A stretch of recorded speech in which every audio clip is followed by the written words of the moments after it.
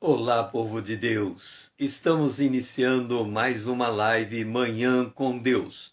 Nós vamos fazer juntos a jornada do Tabernáculo de Moisés. São 6 estações, 10 minutos em cada estação, 1 hora na presença de Deus. Bom dia, Lídia. E hoje nós estamos no Salmo 135 e não podemos nos esquecer da nossa folha de trabalho, quando em cada quadrante nós vamos encontrando aquilo que nos ajuda a fazer o nosso mapa conceitual de como nós andamos com Deus.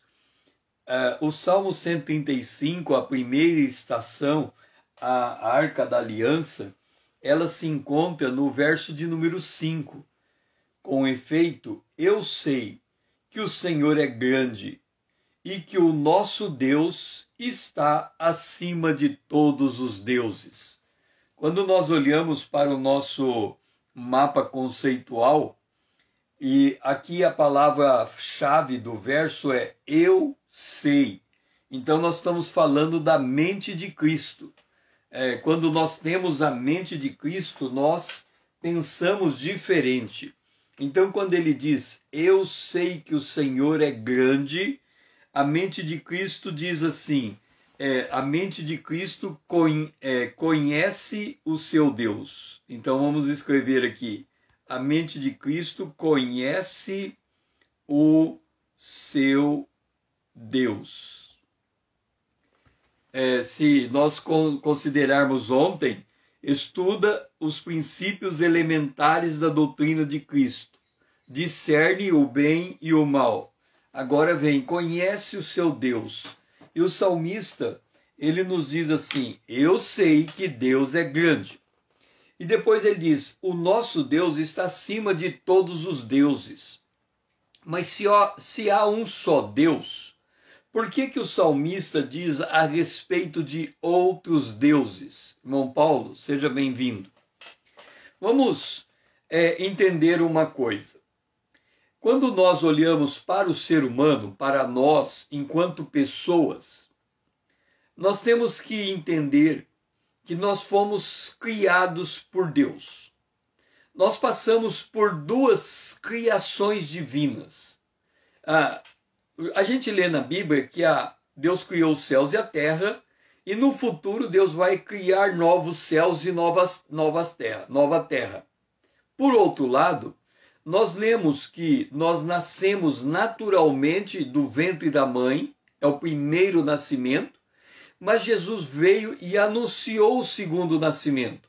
Ele disse, importa nascer de novo.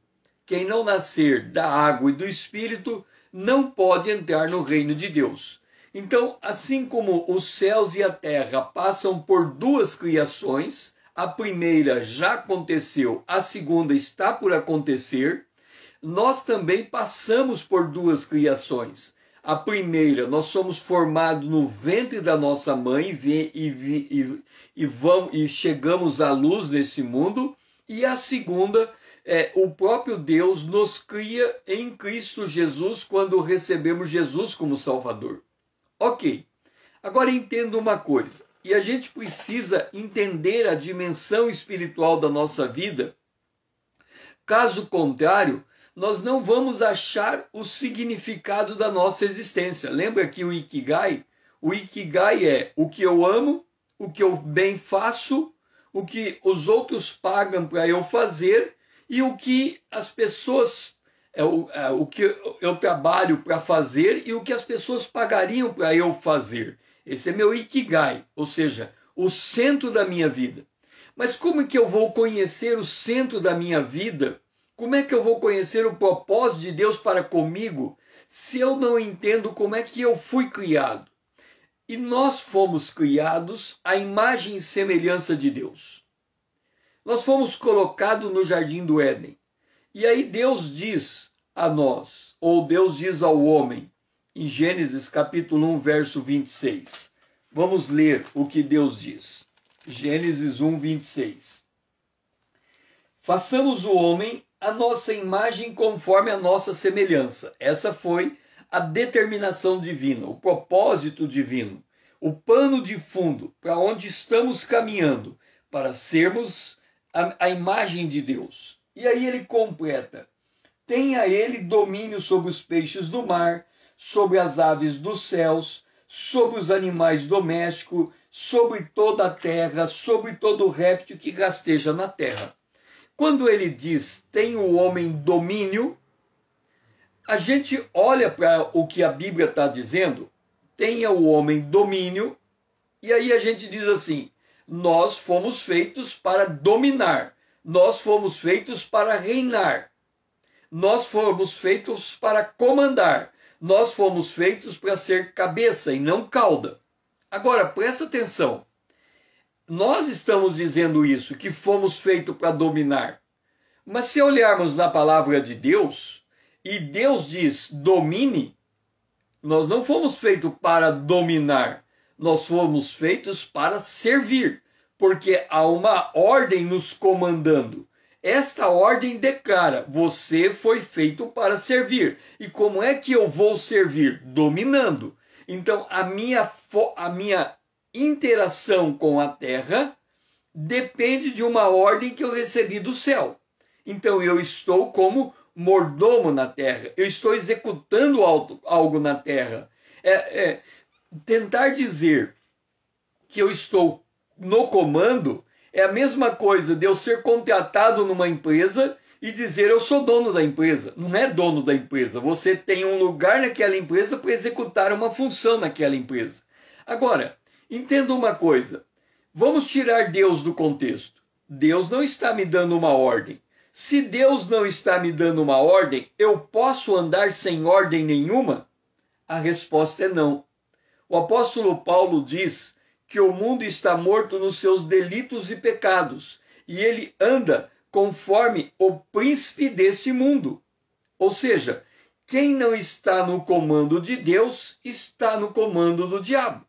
Não tem outra alternativa. O homem foi feito para estar debaixo de ordem. Ou ele está debaixo da ordem de Deus, ou ele está debaixo da ordem do diabo. O Deus desse século cegou o entendimento do incrédulo para que ele não compreenda a glória do evangelho. Então, ou o homem está no mundo cego, então o Deus desse século cega, ou ele está neste mundo com os olhos abertos, e ele anda com Deus. Aí vem a questão: você sabe quem é o seu Deus? Ou você sabe quem é que comanda a sua vida? Ou você sabe quem é que dirige os seus passos? Ou você sabe quem é que faz pulsar o seu coração? Então, quando nós temos consciência da nossa criação, da nossa formação, da nossa propensão, da nossa índole, daquilo que bate o nosso coração, então nós temos que perguntar: quem é que nos comanda? E não podemos ser muito rápido na resposta, porque ou nós somos comandados pelas obras da carne, ou somos comandados pelo fruto do Espírito. Ou nós temos equilíbrio emocional, ou nós somos levados pela inveja, pelo ciúme, pela irritação, pela ira, pela angústia, pela ansiedade, que são emoções contraditórias, porque nós estamos recebendo ordens contraditórias que não permitem nós andarmos nesse mundo seguro, confiante. Por quê? Porque nós não estamos entendendo quem é o nosso Deus. E o salmista vem e diz: com efeito, eu sei que o Senhor é grande, eu sei que não há Deus semelhante a ele. O que ele está dizendo é: eu me coloco debaixo da orientação desse Deus, eu me coloco debaixo dos cuidados desse Deus. Eu não quero viver sozinho, eu quero viver sob ordens, eu quero viver no trilho da palavra de Deus. Pai, nos ensina a caminharmos sob ordens. Nos ensina a te conhecer, a ouvir a tua voz. A Bíblia, o Senhor Jesus disse que as ovelhas conhecem a voz do seu pastor. Nós queremos conhecer esta voz, andar debaixo desta voz, viver com base nesta voz. Então nos ensina, Senhor, a caminharmos diante de Ti, nesta jornada, para a glória do Teu nome. É a nossa oração, em nome de Jesus. Amém. Agora vamos para o altar de ouro.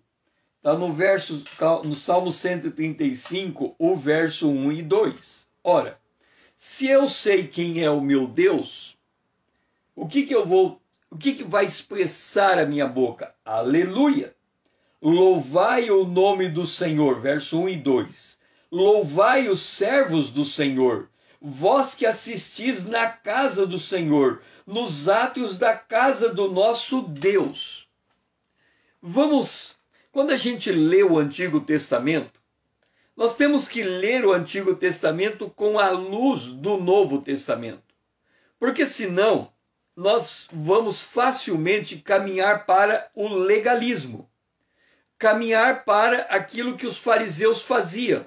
Eles olhavam a palavra de Deus sob a ótica da lei. Nós estamos falando, eu sei quem é o nosso Deus e a gente anda sob ordem. Ora, andar sob ordem não é o mesmo que andar debaixo da lei. O que a lei diz? Não matarás, não roubarás, não furtarás, não terás outros deuses diante de ti. A lei, ela declara o não. Ela diz, olha, para lá não, para cá, para lá não. Quando a gente olha para o mundo de acordo com a lei, tudo que há no mundo é aquilo que pode ou não pode tocar, aquilo que pode ou não pode fazer, aquilo que pode ou não pode. Nós estamos sempre olhando para o mundo pelo lado de fora, como se o mundo em si mesmo tivesse o poder de nos contaminar. Jesus diz assim, olha, o que contamina o homem não é o que entra pela boca, é o que sai da boca. Então, as coisas do nosso entorno, daquilo que a gente enxerga, ele não muda o nosso relacionamento com Deus. O que muda o nosso relacionamento com Deus é o que ele diz aqui. Vós que assistis na casa do Senhor. Ou seja, você que frequenta a casa de Deus. E aí, lembra que a gente tem que ler o Antigo Testamento de acordo com o Novo? O que nós temos ali? O tabernáculo. Por que nós usamos o tabernáculo na manhã com Deus? Alguém pode dizer assim, você está usando o tabernáculo na manhã com Deus porque você quer demonstrar a importância que nós temos de ir na casa de Deus, na igreja, naquele espaço físico onde as pessoas se reúnem. Ora, aonde é a casa de Deus? Você sabe aonde é a casa de Deus? Porque aqui diz assim, vós que assistis na casa do Senhor. Então, se você não sabe aonde é a casa de Deus, como é que você pode dar aleluia? Como? Aonde que é a casa de Deus? Você sabe dizer? Aonde é a casa de Deus?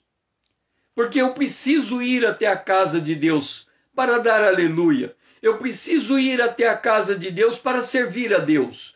Porque se eu não for à casa de Deus, qual é o meu contato com Ele? Ele tem uma casa. Aonde é esta casa? Você poderia responder aonde é a casa de Deus, o endereço de Deus? Se alguém lhe pergunta, encontra você numa esquina e diz assim, Paulo, eu preciso ir à casa de Deus. Para onde você vai levar ele? Você sabe para onde você vai levar ele? Exatamente. A casa de Deus somos nós. O nosso corpo é um tabernáculo. Então a casa de Deus está dentro de nós. A casa de Deus, Jesus disse assim, o reino de Deus está dentro de vocês. Então, o reino de Deus, o tabernáculo de Deus. Este tabernáculo que nós olhamos aqui, o que que é? Nós somos formados por corpo, então esta parte aqui representa o nosso corpo e tudo que tem dentro dele. Esta parte azul representa a nossa alma e esta parte preta representa o nosso espírito. É por isso que nós utilizamos o tabernáculo, para fazer a representação do espírito, da alma e do corpo. Por que que nós começamos sempre a partir da Arca da Aliança? Porque nós queremos que o nosso espírito comande a nossa alma e a nossa alma determine o comportamento do nosso corpo. Então, se eu vou louvar o nome do Senhor, eu vou assistir na casa de Deus, o que que eu tenho que fazer? Eu tenho que me fechar para o mundo e me voltar para Deus. É por isso que a gente ora de olhos fechados, porque a gente não quer que o mundo nos distraia enquanto estamos buscando a presença do nosso Deus. Agora, naturalmente, nós não vamos para a presença de Deus. Isso não é natural. O natural é nós olharmos o mundo físico que nos cerca e extrair do mundo físico que nos cerca o consolo para a nossa alma. É por isso que a gente, por exemplo, vamos pegar uma situação bem corriqueira. Você tem o teu ambiente, seja o teu quarto, o teu escritório, o lugar que você gosta de sentar. Esse é o teu ambiente. Você senta ali. Quem gosta de trabalhar é a sua escrivania. Ele senta e ele olha para o caderno, para a caneta, para o livro, e ele se sente à vontade naquele ambiente. Ele quer estudar. Ou quem gosta de uma boa rede, né, o nordestino principalmente, ele já põe a rede na casa dele e gosta de deitar na rede. Mas a pessoa que se apega a esse ambiente externo, ela gosta de que as coisas estejam em ordem. E quando as coisas não estão em ordem, ela fica irritada. Ou seja, a consolação dela depende da ordem que está ao seu entorno. Se o seu entorno perde esta ordem, ela perde a consolação interna. Agora vem a pergunta. Se você assiste na casa do Senhor e a casa do Senhor é para dentro de você, então como é que você está cultivando o seu coração? Essa é a pergunta que temos que fazer. Como é que o seu coração... Porque a nossa mente busca a Deus, o nosso coração é quem o encontra. A nossa mente, ela busca a Deus. O nosso coração é quem encontra o nosso Deus. Por quê? Buscar-me-eis e me achareis quando me buscardes de todo o vosso coração. Então, o que estamos fazendo aqui? A nossa mente está entendendo a palavra de Deus, mas nós não estamos, por isso, encontrando a Deus. Nós só vamos encontrar o nosso Deus quando o nosso coração se conecta com a nossa mente e gera a fé. A fé é a conexão mente-coração. A fé é o momento em que o que eu sei equivale ao que eu sinto. E o que eu sinto é a manifestação da presença de Deus em função daquilo que eu sei. Eu sei que o Senhor é grande. Então, os meus problemas não podem ser maior do que o meu Deus. Os meus problemas não podem me deixar ansioso, preocupado. Ele não pode ocupar o lugar do meu coração. Então, o que eu sei tem que refletir no que eu vivo. O que eu sei tem que refletir nos meus hábitos. O que eu sei tem que refletir nas minhas atitudes. O que eu sei tem que refletir na maneira como eu me estabilizo emocionalmente. É por isso que o meu ambiente pode estar desorganizado, mas o meu coração está alinhado com Deus. E quando tem esse alinhamento, eu louvo o nome do Senhor nos átrios da casa do meu Deus. É isto que é o chamado do salmista. O salmista diz: volte-se para Deus, centre-se em Deus. encontre a sua fonte de vigor, a sua fonte de poder, a partir da tua interação com Deus. Pai, dá-nos esse discernimento, que o Espírito Santo habita em nós e que de nós jorra águas vivas, que a gente aprenda a adorar a Ti, a nos estabilizar emocionalmente, que a gente consiga andar nesse dia sem ser desestabilizado pelas coisas que vão acontecendo em nosso derredor, mas que em cada provação nós confirmemos que estamos na Tua presença e não abrimos mão de estar na Tua casa assistindo o Senhor, dando aleluias, porque o Senhor é grande. Esta é a nossa oração, em nome de Jesus. Amém. Agora podemos ir para o nosso café da manhã. E o nosso café da manhã está no Salmo 135, o verso de número 6 e 7. Tudo quanto aprouve ao Senhor, Ele o fez bens, Ele o fez nos céus e na terra, no mar e em todos os abismos. Faz subir as nuvens dos confins da terra, faz os relâmpagos para a chuva, faz sair o vento dos seus reservatórios. Então vamos entender o que é que o salmista está dizendo, porque ele está dizendo: o nosso Deus é grande. Deixe-me dizer uma coisa. Há um provérbio que diz assim, que quando nós estamos andando, nós devemos olhar à frente, direto à frente. Nós não podemos andar de cabeça baixa. Então, vem a pergunta: qual é a tua postura no caminhar? Lembra que no nosso mapa conceitual nós temos o corpo? Então, postura do corpo: andar olhando para frente. Esta é a postura do nosso corpo.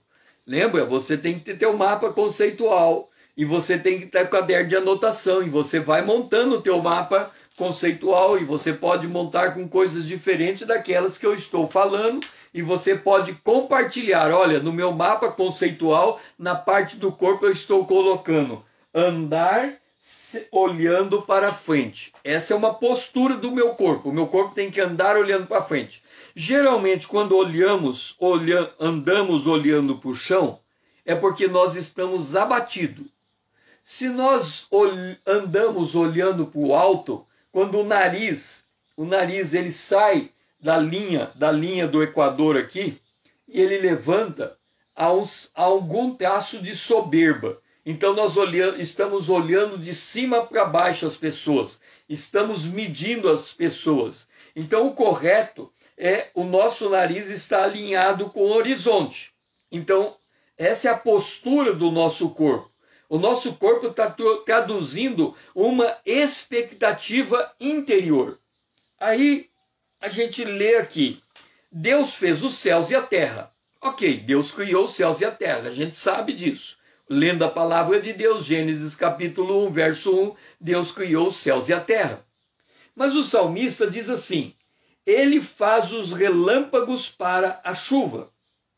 Outro dia, eu estava no final de tarde olhando em direção ao aeroporto e havia algumas nuvens, estava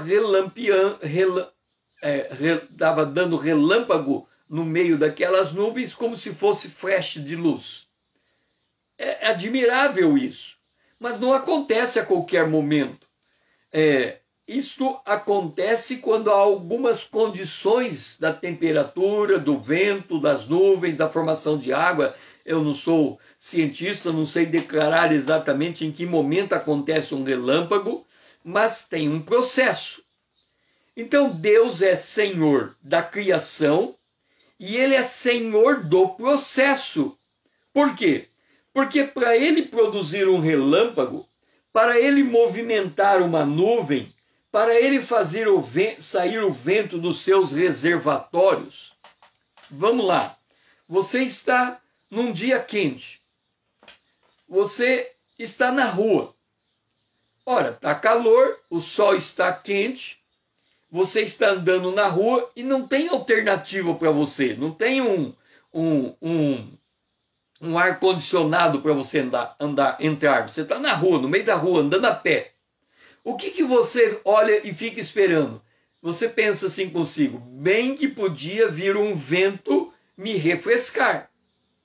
Lembra que quando Jonas desobedeceu a Deus e fugiu de Nínive, e fugiu para não ir a Nínive, mas depois ele foi a Nínive e ele pregou e aquela cidade se converteu, e na avaliação de Jonas, aquela cidade não merecia se converter, porque Nínive era um império.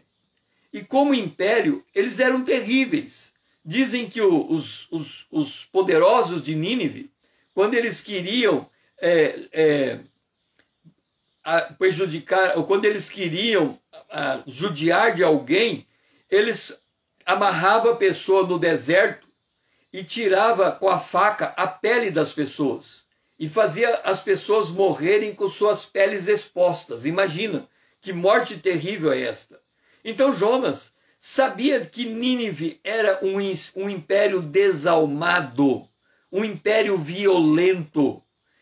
Nínive seria como se fosse uma prisão de segurança máxima, onde os maiores bandidos estariam dentro daquele lugar. Então ele falava, se Nínive converter é como eu abrir a cadeia de uma prisão de segurança máxima e deixar todo mundo, todo tipo de bandido, de homem mau ir embora. Então ele não queria a conversão de Nínive, mas Nínive se converteu e ele foi reclamar com Deus.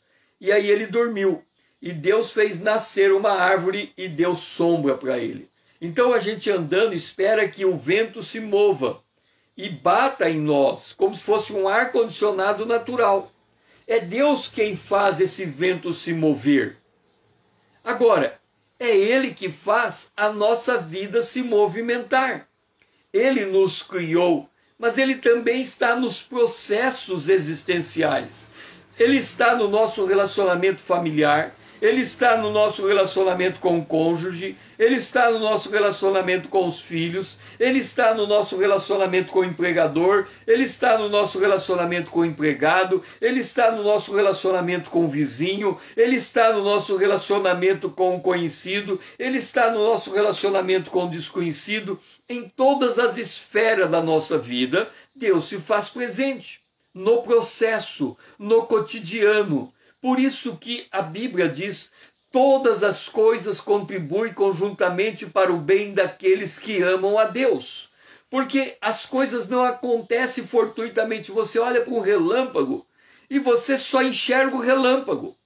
Mas você não enxerga o processo que Deus teve que produzir para gerar aquele relâmpago. E esse processo, ele é um processo que está acontecendo já há milhares de anos. O vento está se movimentando na Terra por milhares de anos, por milhões de anos, por bilhões de anos. Então, Deus está nesse processo inteiro. E quando Ele quer um raio, Ele não fala assim, eu quero um raio agora. Não. Há bilhões de anos atrás, Ele diz assim, que dia que é hoje? Hoje deixa-me ver aqui, que dia que é hoje? Hoje é 5 de janeiro, terça-feira. E ele diz assim, olha, há bilhões de anos na frente, no dia 5 de janeiro, terça-feira de 2021, eu quero um raio sobre a cidade de Londrina. E agora, hoje, chegou o dia de ver o raio. Mas o processo de Deus vem sendo feito há muitos anos. A mesma coisa é a nossa vida. Todos os processos em que nós estamos envolvidos na nossa existência, em todas as esferas, Deus está por detrás dele. Deus está dando ordem a ele. Deus está dando providência a ele. Deus está dando cuidado a ele. Então nada acontece fortuitamente. É isso que o salmista quer dizer quando ele diz, Deus criou e Deus faz o relâmpago. Ou seja, Deus cria o céu e Deus faz o relâmpago acontecer no céu. Ou seja, Deus tem domínio não só sobre aquilo que ele cria pontualmente, mas no processo que envolve toda a sua criação. Pai, eu te louvo, porque o Senhor tem domínio sobre todos os processos da criação. Portanto, o Senhor tem o domínio sobre o nosso dia de hoje. E nada vai acontecer que não seja dentro dos teus propósitos e da tua vontade. Nos ajuda, Senhor, a ter esse discernimento para andarmos, Senhor, na tua visão, dentro da tua graça. É a nossa oração, em nome de Jesus, o teu Filho amado, a quem nós amamos. Amém. Então agora é hora de lançarmos mais luz, já que tomamos o nosso café da manhã. É hora de lançarmos luz. E está no Salmo 135, verso 8 e 9. Olha só, foi ele quem feriu os primogênitos no Egito, tanto dos homens como das alimarias. Quem no meio de ti, ó Egito, operou sinais e prodígios contra Faraó e todos os seus servos. Deixe-me dizer uma coisa. O nosso Deus é grande. Quão grande é o nosso Deus? A gente aqui do nosso... Vou pegar primeiro o futebol. Quando acontece um campeonato mundial de futebol, a cada 4 anos acontece, o brasileiro, todo brasileiro que gosta de futebol, ele volta os seus olhos para aqueles 11 homens que serão escolhidos para representar o Brasil na partida de futebol. E aí começa o jogo. Vem o primeiro jogo, vem o segundo e assim por diante. Aí você gosta de futebol, você vai para os comentaristas de futebol. E você senta lá e eles vão comentar. E o comentarista é alguém que conhece futebol. Ele lembra de memória o nome de todos os jogadores, não só deste jogo que está acontecendo, mas os comentaristas são quase capazes de declarar o nome dos jogadores dos últimos anos que jogaram para o Brasil, para a seleção.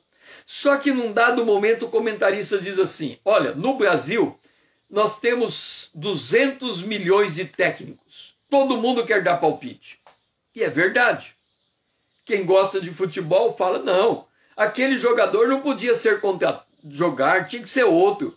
E aí as pessoas começam a dar palpite. Qual é o problema do palpite? O problema do palpite vamos enumerar. Primeiro problema do palpite. Você não é o técnico, então o teu palpite não vai mudar a escolha dos 11 jogadores. O técnico foi nomeado para aquilo. Quer você goste, quer você não goste, é aqueles 11 homens que estão no estádio. Você não tem como impor o jogador. Você pode dizer, olha, o jogador que devia estar na seleção não foi convocado. E você pode ficar irritado. Você vai dizer, o Brasil vai perder porque faltou aquele jogador. Imagina, o melhor jogador do mundo. O técnico é... E você vai dizer, ele é burro. Deixa o melhor jogador do mundo para fora. Ok, agora vamos mudar o cenário. Em vez de você falar mal do técnico que deixou aquele jogador para fora, você vai até o técnico e pergunta, técnico, por que aquele jogador não veio para a seleção? Aí o técnico poderá dizer alguma coisa assim para você, porque aquele jogador, quando eu pedi o relatório da condição física dele, ele tem uma distensão. E por causa dessa distensão que está sob tratamento, ele não pode jogar. Agora que você conheceu essa informação, você muda de opinião. Você fala, realmente, se eu estivesse no lugar do técnico, eu não chamaria esse jogador. Portanto, o técnico não foi burro. O técnico foi inteligente. Por que eu estou dizendo isso? Porque, olha só, Deus, aqui, está dizendo: eu sou o Deus que lá no Egito mandei 10 pragas.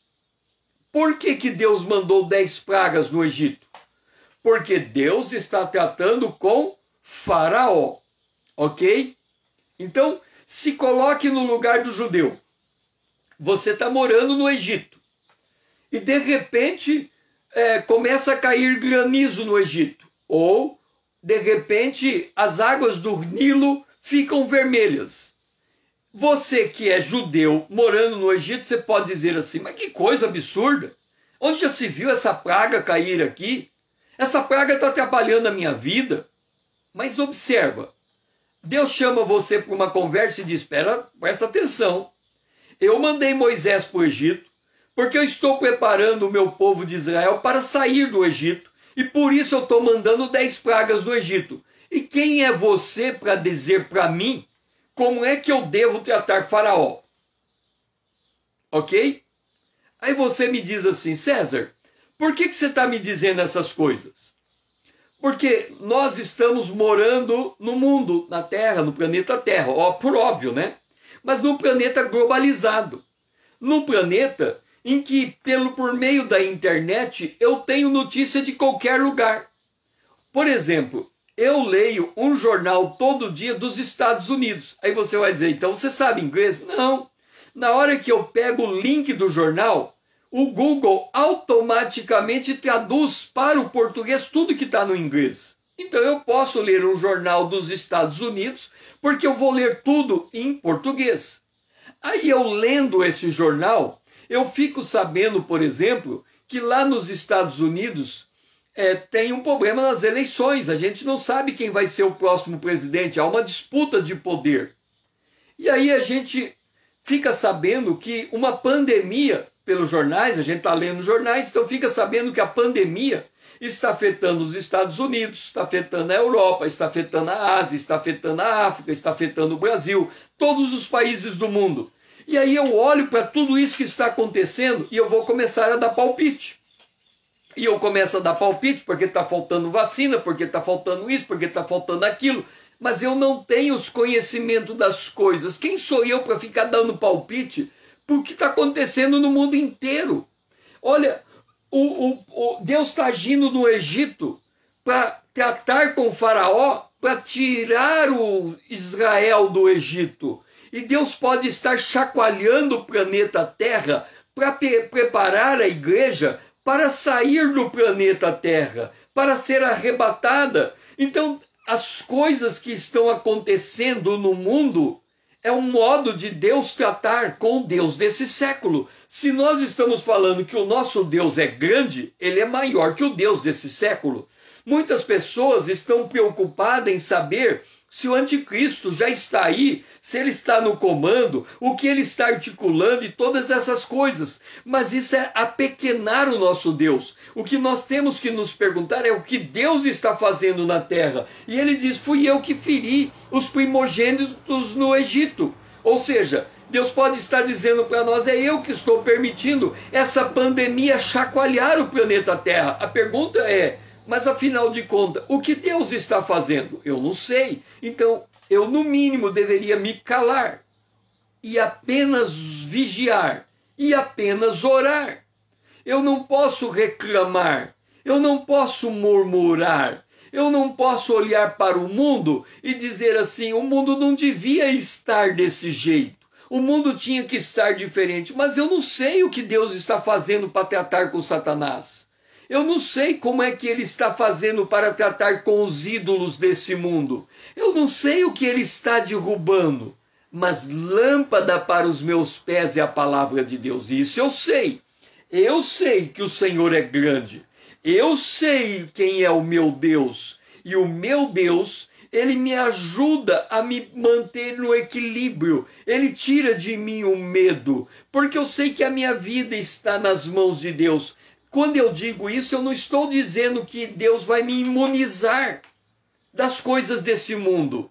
Ele pode, como também não pode. De repente, ele faz diferente do que eu penso. Como Sadraque, Mesaque e Abidnego falaram para o rei: rei, você quer nos mandar para a fornalha ardente? Vamos para ela. Se Deus vai nos matar, morremos. Se Deus vai nos fazer viver, vivemos. A nossa vida está na mão de Deus. Então, quando nós declaramos que tudo aprove a Ele e Ele feriu os primogênitos no Egito, nós estamos dizendo, Deus está no comando das coisas que a gente não entende. Pai, nos ajuda a entender quem és Tu, quem é o Senhor. Não tentar entender como é que as coisas acontecem no mundo. Porque as coisas que acontecem no mundo é muito difícil de entender. Mas quem é o Senhor é simples. É o Deus de Abraão, de Isaac, de Jacó, Deus e Pai de nosso Senhor Jesus Cristo, é o nosso Deus. E nós possamos reconhecer a Tua grandeza, a Tua bondade, o Teu amor. Esta é a nossa oração.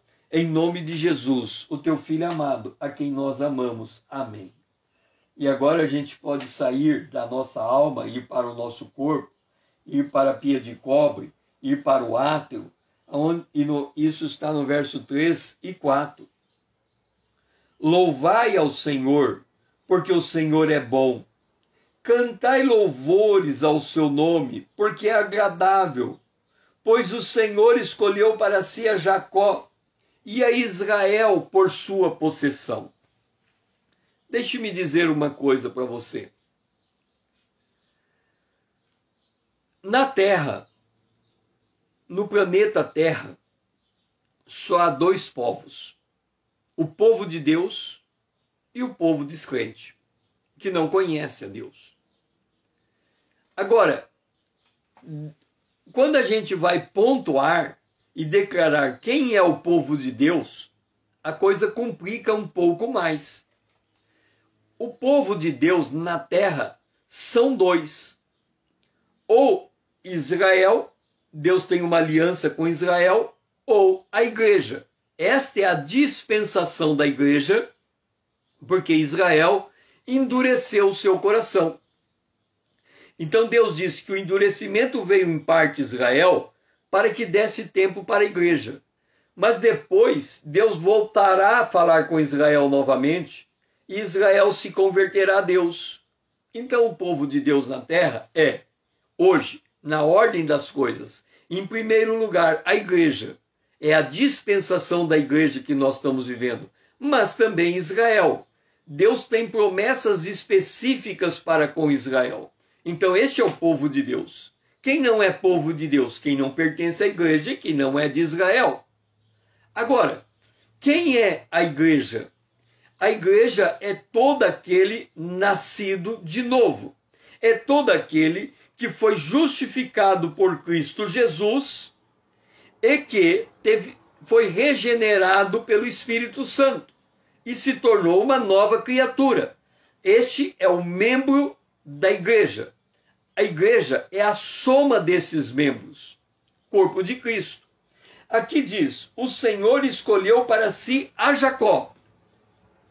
E nessa dispensação, ele escolheu para si a igreja. Então, a igreja é o centro da ação de Deus no planeta. Quando nós entendemos isso, nós entendemos o que Paulo escreveu, por exemplo, aos Efésios, no capítulo de número 1, quando ele declara o seguinte. Ele diz assim, capítulo 1, por esta causa não cesso de dar, para que verso 16, não cesso de dar graças por vós, fazendo menção de vós nas minhas orações. E ele diz assim, para que o Deus de nosso Senhor Jesus Cristo, olha só, Paulo, ele vai fazer uma oração a Deus, o Pai, em nome de Jesus, e ele reconhece que o Deus que ele está declarando, fazendo a sua oração, é o Deus que colocou Jesus na história, o Verbo se fez carne.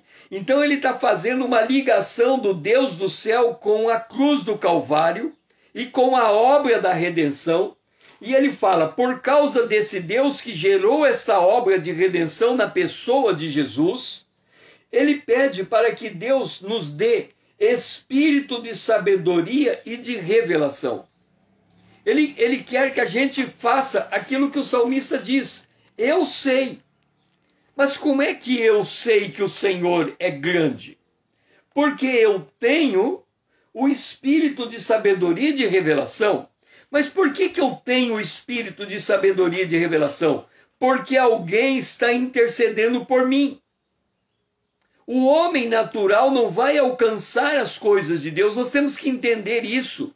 Nós não podemos, na nossa soberba, dizer, eu sou crente, então eu tenho sabedoria, eu tenho revelação. Não, eu sou crente. Deus, me conceda a graça de ter sabedoria, a graça de ter revelação. Eu tenho que ser humilde diante de Deus.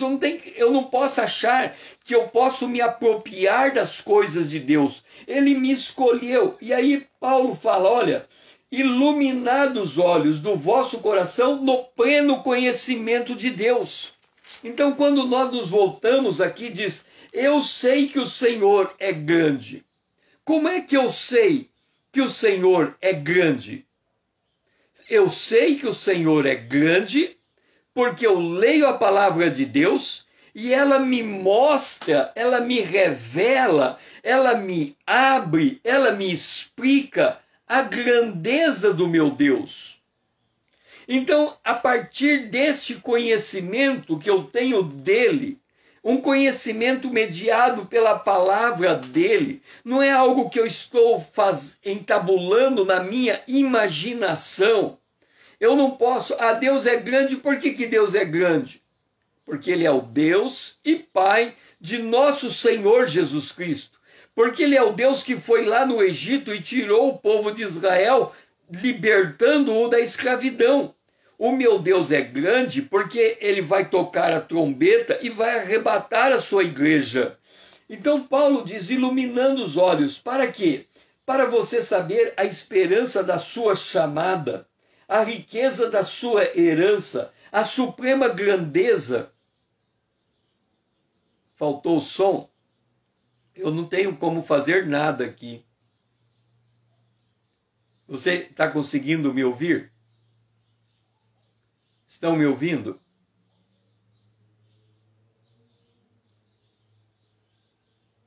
Estão me ouvindo?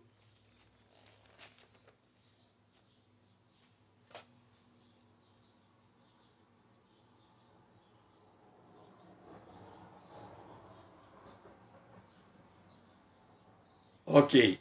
Então, o apóstolo Paulo, ele abre os meus olhos para que eu veja o que Deus, ele ora para que Deus abra os meus olhos, para que eu veja o que Deus fez comigo. E ao final de Efésios, Paulo fala assim, para a sobreexcelente grandeza do poder de Deus que ele colocou sobre nós para ser o cabeça de todas as coisas. Irmão Paulo, tá normal o áudio. Acho que você tem que sair e voltar. Você tem que sair e voltar.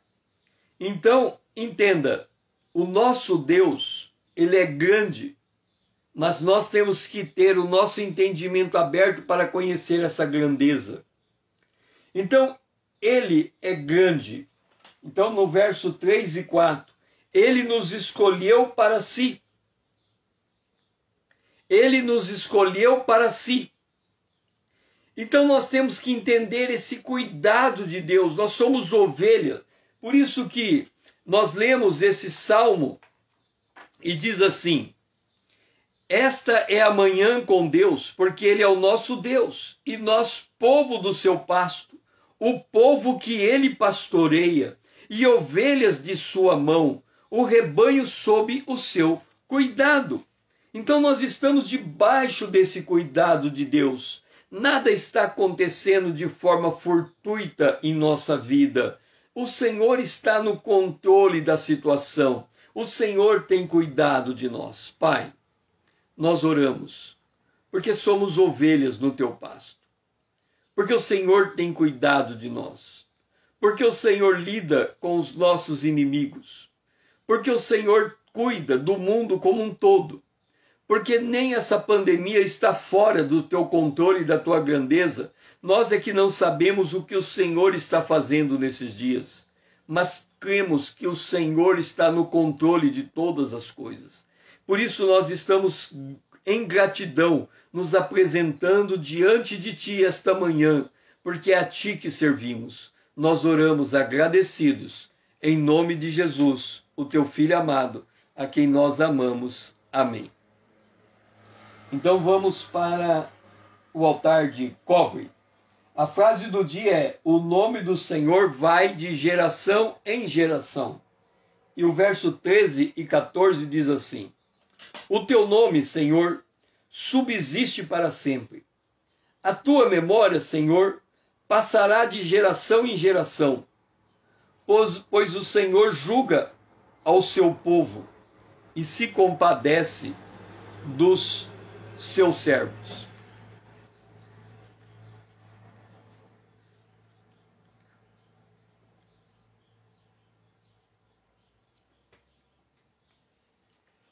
Deixe-me dizer uma coisa.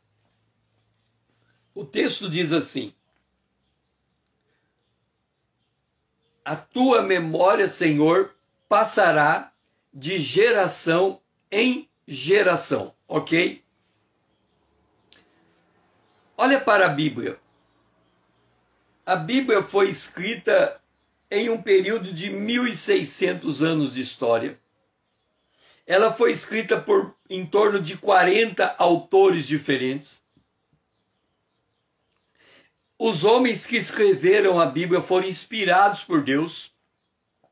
Nenhuma profecia foi dada sem instrução do Espírito Santo. Este livro foi preservado. Ele está aqui na língua portuguesa, mas ele tem os originais gregos e hebraico. Os estudiosos da letra da Bíblia, os que analisam as minúcias da lei, da escrita, eles testificam que a Bíblia que nós temos hoje, aqui eles têm no grego, no hebraico e no grego, é similar aos primeiros escritos. A Bíblia, ao longo dos anos, ela foi preservada na sua integridade. Como é que a gente sabe da integridade da Bíblia? Basicamente é o seguinte: alguém encontrou um pergaminho num lugar, aí o outro encontrou um pergaminho no outro lugar. Compara os dois pergaminhos e a escrita dos dois é praticamente igual. Alguém disse que se nós formos olhar o que está escrito no grego e no hebraico e no grego, a variação do texto original para hoje não chega a 2%, e esta variação não afeta o entendimento do texto. Quem estuda o texto nas línguas originais tem algumas variantes por conta da gramática, da aplicação do texto. A gente sabe que as palavras mudam de significado ao longo dos anos. Então, esses estudiosos, eles pegam uma palavra e voltam no passado e tentam resgatar o sentido original dessa palavra. E aí eles declaram para nós.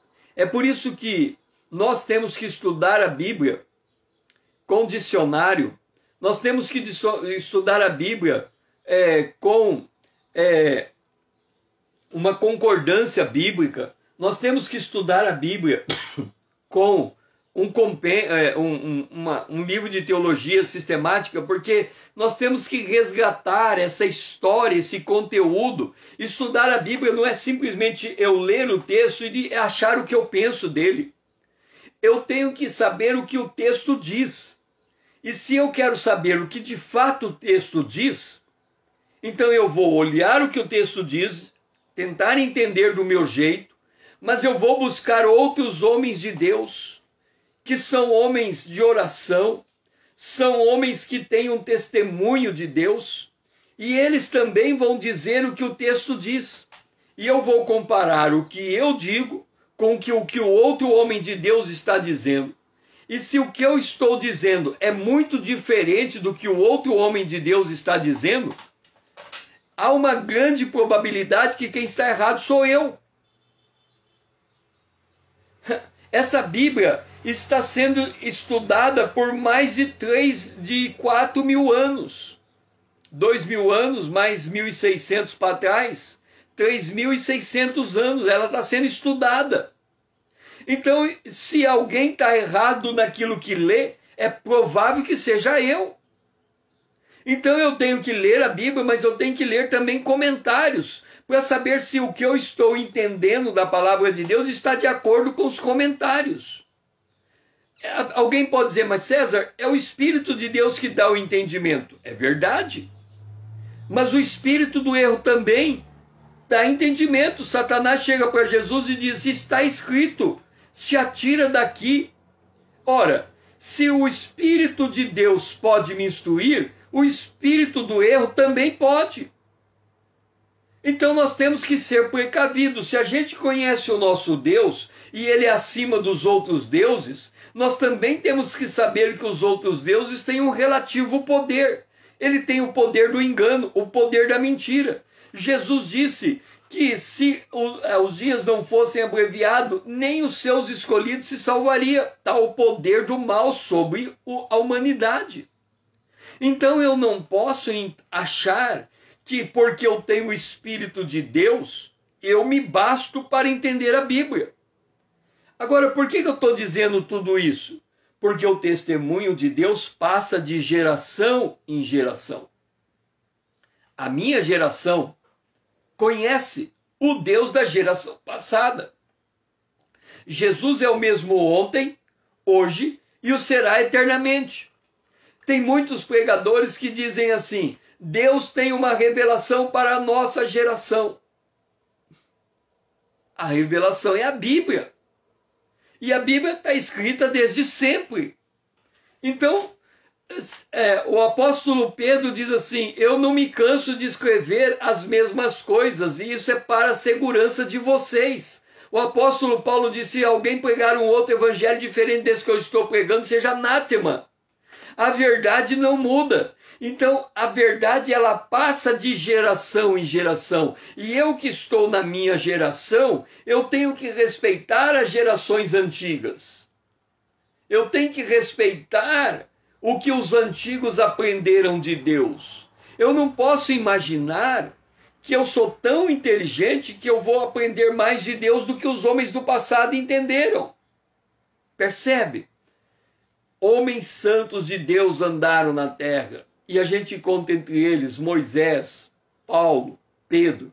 Pedro, falando de Paulo, diz, Paulo escreveu coisas difíceis que os indoutos torcem para sua própria perdição. O que eu estou querendo dizer com isso? Eu tenho que ter respeito à memória de Deus que está passando de geração em geração. Nós estamos lendo aqui que Deus agiu no Egito. O Egito foi antes da morte de Jesus, muitos anos antes, milhares de anos antes. Então nós temos que, milhares não, né? Sei lá, foi 1.400 anos antes de Cristo, o Êxodo por ali, não sei dizer exatamente no tempo. Mas o que nós temos que entender é a história que está contada sobre Israel no Egito, ela nos fortalece ainda hoje, porque a palavra de Deus se preserva ao longo das gerações por aquilo que está escrito. E Deus fala com a minha geração como ele falou com a geração passada, porque é o mesmo Deus. Então, nós hoje temos que entender, o nome do Senhor vai de geração em geração. Pai, nós glorificamos o teu nome. Porque nós servimos a um Deus grande. O Senhor agiu no passado no Egito. O Senhor escolheu no passado Israel. O Senhor age hoje com a igreja. O Senhor escolheu a igreja como a noiva do Cordeiro. O Senhor nos escolheu. E nós estamos observando que tudo está no teu controle, mesmo quando a gente não entende o que o Senhor está fazendo. nesse tempo de pandemia, que a gente faça sossegar a nossa alma, que a gente descanse. A gente não sabe como o Senhor está tratando com Satanás. Há uma disputa de território nesse mundo. A gente não sabe como funciona essa disputa. Então, na nossa ignorância, a gente se cala. Mas se nós somos ignorantes do que está acontecendo no mundo porque a gente não tem informação suficiente, nós não somos ignorantes de quem é o nosso Deus que cuida desse mundo, que domina, que governa todas as coisas. Por isso, Senhor, nós estamos pela fé declarando que o Senhor é o nosso Deus e o Senhor é grande e o Senhor domina todas as coisas. Esta é a nossa oração, agradecidos a Ti. Nós louvamos e colocamos este dia sob os Teus cuidados. Nós queremos descansar em Ti, fazer sossegar a nossa alma, nos acalmar, Senhor, confiando que o Senhor tem cuidado de nós. É isso que o Senhor quer nos transmitir nesta manhã. Essa é a nossa oração, em nome de Jesus. Amém. Então, aqui alma, vamos colocar na alma esta lição. O Senhor controla os processos existenciais.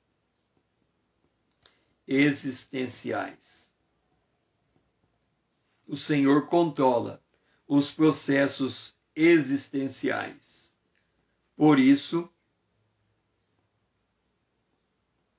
podemos descansar. Se Deus está trabalhando, nós podemos descansar. Esta é a ideia desta manhã com Deus.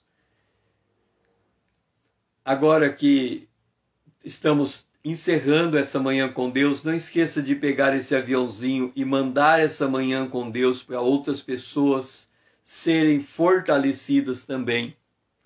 Se você ainda não é seguidor, seja seguidor no Instagram, para que a gente possa caminhar nessa jornada juntos, compartilhando uma fé mútua, crescendo juntos. Se você não fez a sua folha de trabalho, procure dentro do Instagram o modelo da folha de trabalho, ali tem a instrução, aparece a imagem, os 9 quadrantes, para que você possa montar o teu mapa conceitual. Se você está montando o teu mapa conceitual, compartilhe, mostre o que você está, qual é a tua anotação. Ela não precisa ser a minha anotação, ela é a tua anotação. Então compartilhe para que nós possamos comparar as nossas anotações e verificar se Deus está falando a mesma coisa. Às vezes Deus faz você observar algo que eu não observei, mesmo eu tendo falado sobre o assunto, você teve um insight que eu não tive. Então compartilhe, vamos aprender a compartilhar o que Deus está fazendo conosco, porque Deus está agindo. Mas se a gente não compartilha, não se torna testemunho do que Jesus está fazendo, as pessoas que estão em volta de nós não vão entender a obra de Deus, porque a obra de Deus precisa ser comunicada. Que o Senhor seja louvado, e assim estamos encerrando esta manhã com Deus, que possamos voltar amanhã às 5 horas em ponto, se o Senhor assim nos permitir.